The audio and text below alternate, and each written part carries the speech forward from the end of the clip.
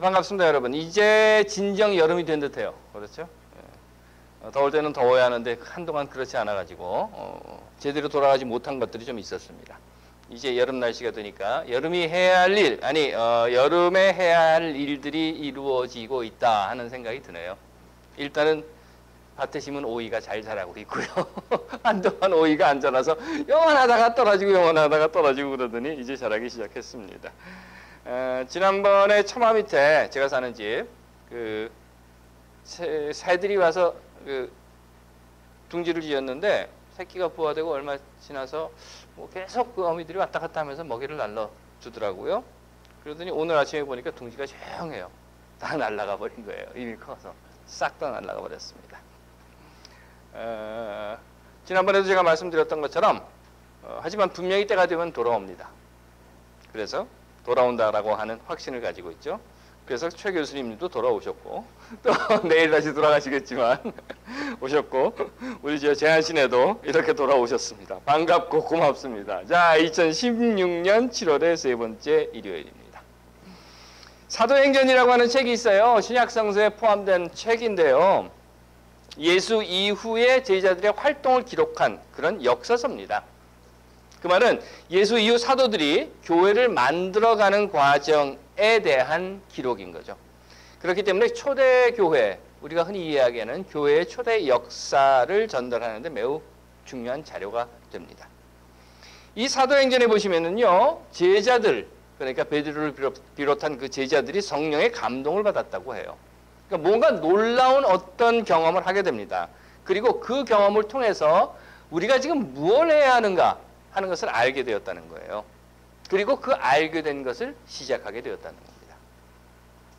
알게 된다고 하는 것, 지금 내가 뭘 해야 하는가, 참 중요한 것 중에 하나라고 저는 생각을 해요. 내가 지금 뭘 해야 하나 하는 것을 알게 된다고 하는 것. 우리들도 그런 경험들을 합니다. 알게 되는 것, 지금 내가 무엇을 해야 하는가 하는 것을 알게 되고 깨닫게 되는 것. 물론 선택이라는 것이 있어요. 그렇기 때문에 뭐 라거를 마실까 아니면 A를 마실까 IPA를 마실까 이런 선택. 참 목사라는 것이 말이에요. 예를 들어도 꼭 이런 이해만 들어요. 그런데 맥주를 선택한다라고 하는 것은 일단 한번 마셔보고 에이 맛이 없어 다른 걸 마셔야지 하고 바꾸면 됩니다. 그러니 뭐 그렇게 중요한 것은 아니에요. 하지만 삶을 결정하는 것에 있어서는 내가 지금 무엇을 할까라고 하는 것이 결코 쉬운 결정은 아니라는 겁니다. 그것도 몇 가지 옵션이 이렇게 있어가지고 그 중에 내가 어떤 걸 선택할까라고 하는 것은 조금 쉬울지 모르겠지만 주관식인 경우 이 제자들의 처한 상황이 바로 그겁니다. 왜냐하면 그 앞에 누군가 경험을 해보았고 그리고 갔던 길이 있었고 누군가 알려준 교과서가 있었다라고 하면 그 교과서를 보고 제자들은 선택을 할 수 있었겠지만 제자들이 하고 있는 이 경험은 그들의 생전 처음의 경험뿐만 아니라 교회라고 하는 역사 속에서도 최초의 경험이라는 겁니다. 더군다나 선생인 예수는 떠나가 버렸고 도대체 이제 내가 무엇을 해야 할까? 아무것도 아는 것도 없는, 아무것도 선택할 것이 없는, 예제가 없는 상황에서 지금 내가 무엇을 해야 하지? 하는 난감 속에 빠져 있었던 겁니다. 그 상황에서 제자들이 놀라운 경험을 했다고 했어요. 그리고 그 경험의 결과는 내가 무엇을 해야 하는가라고 하는 것을 알게 되었다는 겁니다. 그리고 그 알게 되었다라고 하는 건 바로 말하는 것이었어요. 제자들은 이제 말을 해야 한다라고 하는 것을 깨닫게 된 겁니다. 알려야 한다라고 하는 것을 깨닫게 되었고 전해야 한다라고 하는 것이 우리가 지금 해야 하는 일이다라고 하는 것을 알게 되었습니다. 자, 봐라. 자, 들어라. 이게 옳다. 이게 진리다. 이것이 바른 길이고 너희는 이렇게 살아야 한다. 이것이 예수가 우리에게 가르쳐 준 것이고 이것이 바로 하나님의 뜻이다 라고 하는 것을 외치기 시작했다는 겁니다. 지난번에도 말씀드렸습니다만 많은 사람이 알기는 하는데 그냥 아는 것으로 끝나버리는 경우들이 많아요. 그런데 제자들은 그걸 행하게 되었습니다. 실로 놀라운 일이었죠. 아니 어찌 보면 제정신이 아닌 거예요. 아, 이 놀라운 경험을 통해서 우리가 지금 해야 하는 일이 우리가 알고 있는 것, 그리고 옳은 것, 바른 것, 정의로운 것, 하나님의 뜻, 예수가 가르쳐 준 것을 전해야 한다라고 하는 그 명령에 앞뒤 재보고 생각해보고 계산기 두들겨보고 그랬다면 이 제자들은 그렇게 남아서 떠들지 못했을 겁니다. 하지만 성령의 감동이라고 하는 이 놀라운 경험은 제자들로 하여금 앞뒤를 재보고 따져보고 할 여유를 주지 않았다는 거예요. 그냥 우리 흔히 말하는 대로 Let's go 이거죠. 뭐라고요? 아까도 얘기하던데 포켓몬 고 이건 거예요. 그냥 가는 거예요. 왜? 그것이 옳으니까. 그것이 옳으니까. 하나님이 모세에게 이렇게 말합니다. 가서 전해라. 가서 이집트의 왕인 파라오 앞에 딱 서가지고 이렇게 전해라. 왕이야. 왕, 너. 왕이여. 내 백성들을 해방시켜라. 하나님의 예언자들에게 말합니다. 가서 왕과 권력자들에게 힘을 쥐고 있는 자들에게 외쳐라. 정의가 강물처럼 흐르게 하고 평화가 들풀처럼 번져가게 하라. 하나님의 자유와 공의가 이루어지는 세상을 만들어라. 라고 한 겁니다. 만약 모세나 이 예언자들이 앞뒤 재보고 계산기 두들겨보고 내가 이렇게 하면 어떻게 되고 그 다음엔 뭐가 되고 이런 걸 생각을 해봤다라고 하면 결코 이스라엘 백성들은 모세로 인해서 해방되지 못했을 테고 결코 예언자들은 왕과 권력자들 앞에서 이렇게 외치지 못했을 겁니다. 이렇게 된 겁니다. 제자들이. 어느 날 갑자기. 멋지죠? 그렇게 생각하지 않으십니까? 잘했죠? 그렇게 생각하지 않으십니까? 멋지고 잘했습니다. 그런데 잘한 건 맞는데요. 멋진 것도 맞는데 세상은 정의로운 말을 하는 사람들을 가만두지 않습니다. 이유는 이미 여러분들이 알고 계시는 거예요. 세상이 정의롭지 못하기 때문에 그런 거죠. 아니 역으로 세상이 진정 하나님의 정의와 공의로 이루어지는 땅이라고 하면 굳이 정의로운 말을 하는 사람들이 필요가 없는 거예요. 이미 다 세상이 정의롭고 공의로운데. 그런데 그렇지 못했죠. 예나 지금이나. 그러다 보니까 문제가 생겼습니다. 이 제자들을 향해서. 아니 더 정확하게는 제자들에게 문제가 생긴 것이 아니라 권력을 쥐고 있는 세상을 정의롭고 공의롭고 자유와 평등 그리고 평화로 이루지 못하게 아니 이루어지지 않게 하고 있는 기득권을 가지고 있는 자들에게 문제가 생긴 겁니다.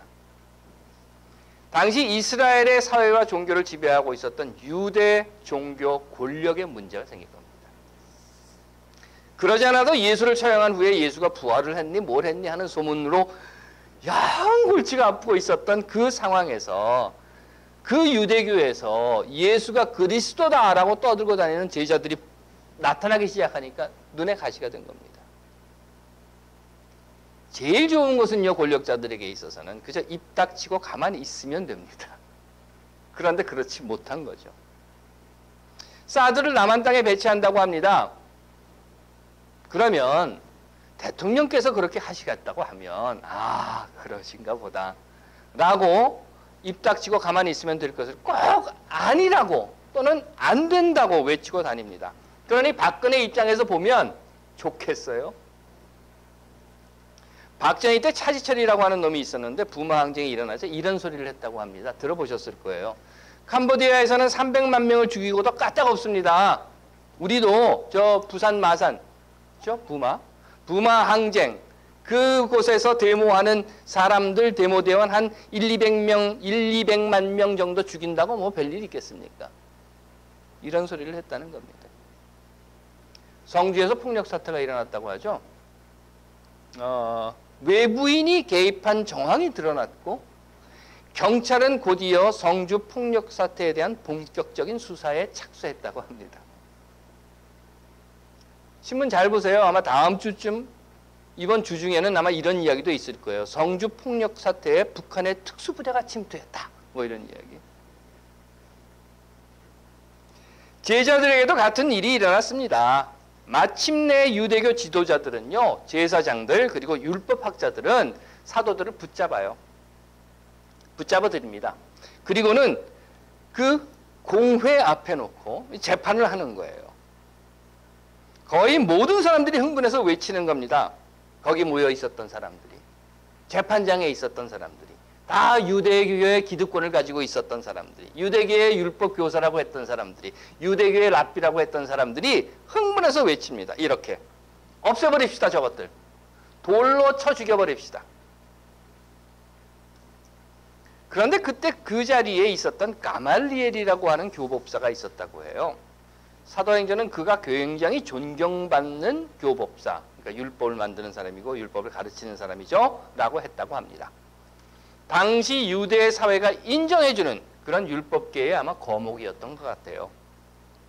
아시는 것처럼 사도 바울의 스승이기도 했습니다. 그가 모두 죽여버립시다, 죽여버립시다, 돌로 쳐버립시다 라고 하는 그 상황에 딱 나서서 이런 이야기를 하는 거예요.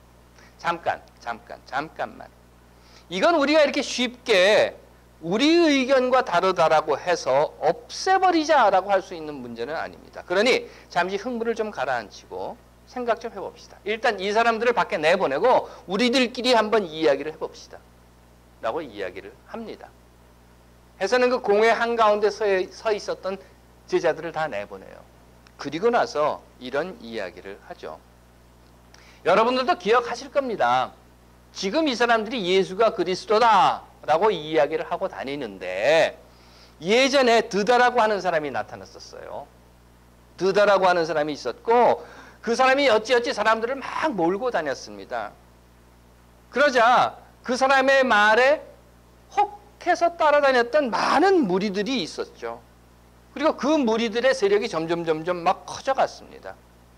마침내 수백 명의 동조자들이 함께 하면서 온 나라를 휘젓고 다녔습니다. 그때 많은 사람들이 걱정을 했죠. 야, 저 드다라고 하는 놈 때문에 지금 뭐 잘못될 것 같아. 이 사회가 혼란하게 될 것 같아. 유대교가 붕괴될 것 같아. 우리가 가지고 있었던 이 권력을 빼앗길 것 같아. 라고 말이죠. 하지만 여러분, 드다가 죽고 난 다음에 그를 따르던 사람들이 다 어떻게 됐습니까? 지금은 다 어디 갔죠? 지금은 흔적도 없이 다 사라졌습니다. 드다뿐만 아니라 갈릴리에서 유다라고 하는 사람이 나타났던 때도 있었습니다. 그때는 어땠습니까? 그때도 많은 사람들이 모여서 뭔가 곧 일어날 것 같이, 뭔가 일을 벌릴 것 같이 떠들고 다녔습니다. 그래서 많은 사람들이 유다와 그 추종자들을 향해서 큰일 났다, 저거 없애야 된다, 뭐 난리 났다, 무슨 뭐 이러다가 이 사회가 온통 붕괴된다라고 이야기를 했었습니다. 하지만 유다도 죽었어요. 유다가 죽고 난 다음에 어떻게 됐습니까? 지금은 오히려 아무도 그를 기억조차 하지 못하고 있습니다. 그러니 여러분, 이 예수라고 하는 자에 대한 일도 우리가 저 제자들을 쳐 죽여야 된다, 이래라 저래라 말하지 마라, 뭐 혀를 잘라버려야 돼, 뭘 해야 돼 라고 할 것이 아닙니다. 지금 당장은 예수가 죽은 지 얼마 안 되었으니까 이렇다 저렇다 말들이 많고 뭐 이렇게 해야 된다 저렇게 해야 된다 하는 말들도 있고 뭐 사람들이 몰려들기도 하지만 이제 조금 지나면, 왜 예수는 죽고 없어졌으니까 이제 조금 지나면 예수가 누구였는지 이름조차 기억하지 못하게 될 수도 있을 것입니다. 그러니 그대로 둡시다. 저 사람들이 말하고 떠들고 다니는 걸 그냥 내버려 둡시다. 저들을 마음대로 말할 수 있도록 풀어줍시다. 그러면서 가말리엘은 이런 이야기를 덧붙여요. 핵심은 여기에 있었습니다. 내가 저들을 풀어주자고 하는 이유는 드다나 유다, 역사, 무슨 뭐 사회가 어떻게 변화되었고 그 당시에 무슨 일이 있었고 하는 그런 것보다 더 큰 이유는 나는 하나님을 믿으며 율법을 가르치는 사람입니다. 그리고 지금까지 내가 하나님을 믿으며 율법을 가르치는 과정 속에서 내가 배운 것은 하나님의 역사하심은 또 선조들의 역사를 통해서 알게 된 사람들의 그 신앙의 경험을 통해 우리가 본다고 하면 하나님의 역사하심은 우리 사람으로 알 수 있는 것이 아닙니다. 하나님의 역사하심은 사람의 생각으로, 사람의 능력으로 이것이 옳다, 저것이 옳다, 이것이 맞다, 저것이 틀리다, 저건 죽일 놈, 이걸 살릴 놈이라고 할 것이 아닙니다. 할 수가 없다는 것을 나는 배웠습니다. 그러니 우리 사람으로서는 저 예수를 따르는 사람들을 가르쳐서 저놈들을 죽여야 돼, 저것이 잘못됐어 라고 하기보다는 저들이 하는 말이 진정 하나님의 뜻인가 아닌가 알지 못하는 것 그 자체로 우리가 모른다라고 이야기해야 합니다.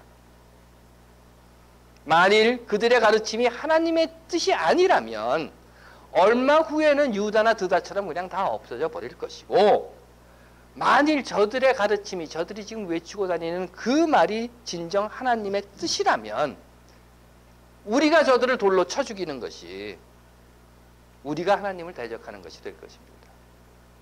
우리가 하나님을 반대하는 자들이 되고 말 것입니다. 그러니 자 여러분, 저들을 내보냅시다.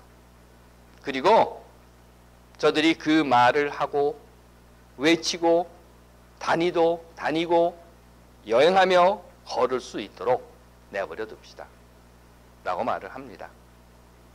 이렇게 해서 결국 베드로와 그 사도들은 풀려나게 되었고 그 일을 계속할 수 있게 되었던 겁니다. 무엇을 위해서? 하나님께서 하나님의 일을 하실 수 있도록.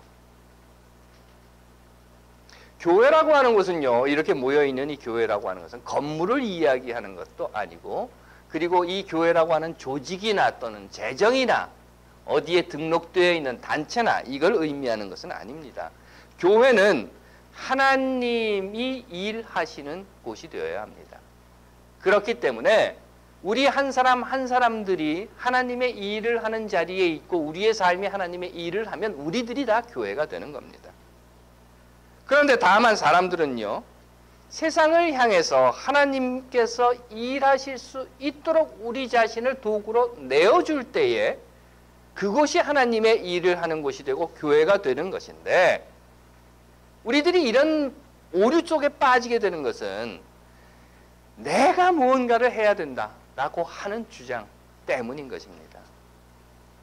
결국은 내가 모든 것을 해야 된다라고 생각을 하게 되면, 그래서 내가 교회로서 하나님의 역할을, 아니 하나님이 일할 수 있는 자리를 내어드린다라고 하는 것이 아니라 내가 교회로서 내가 무언가를 해야 된다, 내 의지로, 내 뜻으로, 내 생각으로 무언가를 해야 된다라고 하는 생각에 빠지게 됨으로 해서 결국 실망도 하게 되고 낙심도 하게 되고, 그러다가 깊은 좌절에 빠지게도 되고, 그러다가 하나님을 저버리게 되기도 한다는 겁니다.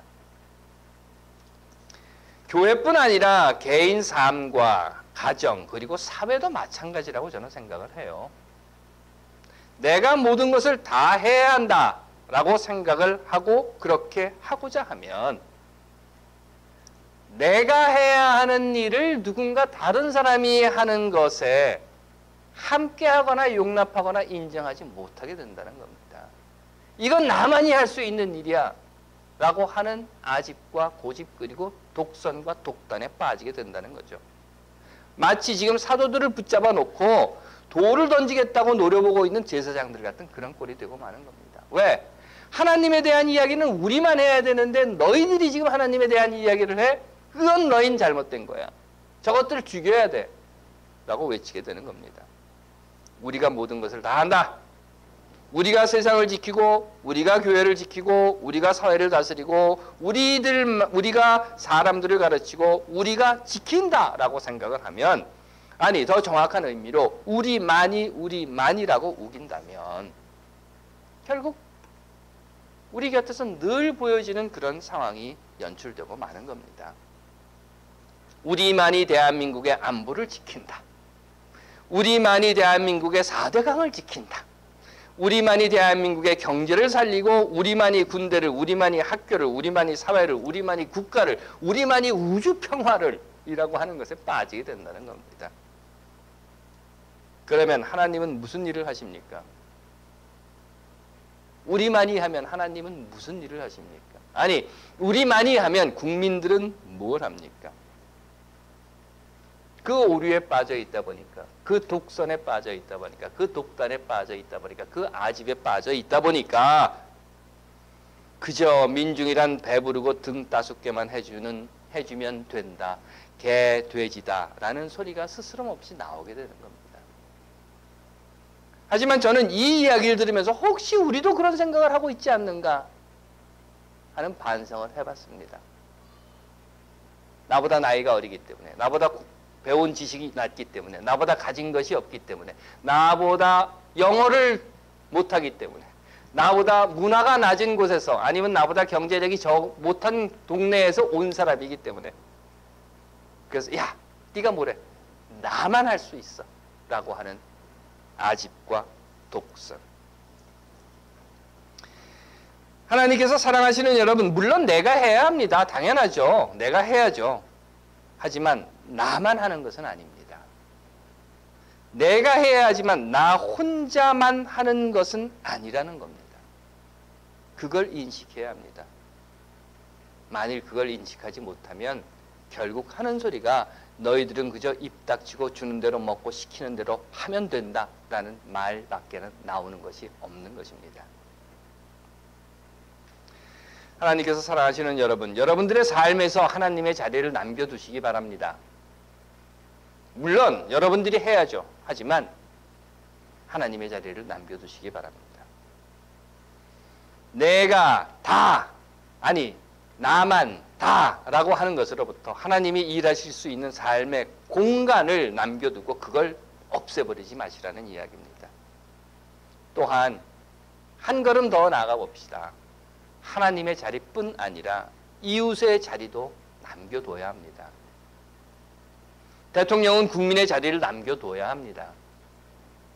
또한 지휘관들은 사병들의 자리를 남겨둬야 하고, 사주들은, 대기업의 사주들은 노동자들의 자리를 남겨둬야 하듯이, 가르치는 자는 내 가르침을 받는 이들의 자리를, 부모인 자는 내 자녀들의 자리를, 아내는 남편의 자리를, 남편은 아내의 자리를, 그리고 함께 세상을 살아가는 이들, 그들이 나와 비록 다르다 하더라도, 그들이 비록 나와 다른 말을 한다 하더라도 그들의 자리를 남겨두는 것이 곧 그들을 인정하고 또한 수용하는 하나님 보시기에 아름다운 삶이라는 것입니다. 그리고 그들의 자리를 남겨둠으로 해서 그들로 하여금 그들이 할 수 있는 일을 할 수 있도록 해주어야 합니다. 때로는 내 마음에 들지 않을 수도 있고, 아유 관둬라 내가 할게 라는 말이 입끝에 매달려 있다 하더라도, 때로는 나와 반대되는 생각으로 야 틀렸어 라고 하는 그런 마음이 불끈불끈 솟아오를 수도 있겠지만, 다시 한번 가말리엘의 말을 듣습니다. 하지만 그들이 하는 일이 진정 하나님의 뜻이라면, 그리고 우리가 그 일을 못하도록 그들을 없애버린다면 우리는 하나님을 대적하는, 하나님의 반대하는 자들이 되고 말 것입니다. 하나님께서 사랑하시는 여러분, 자리를 남겨둡시다. 기도하겠습니다. 하나님, 압니다. 하지만 때로 또는 늘 우리라고 하는, 아니 나라고 하는 것에 빠져 이웃을 인정하고 수용하는 일에 스스로 거부하게 만드는 모습을 봅니다. 하지만 오늘 우리에게 들려주신 이 말씀을 통해서 이웃의 자리를 남겨두고 하나님의 자리를 남겨두는 우리들이 되게 하옵소서. 예수님 이름으로 간절히 기도드리옵나이다. 아멘.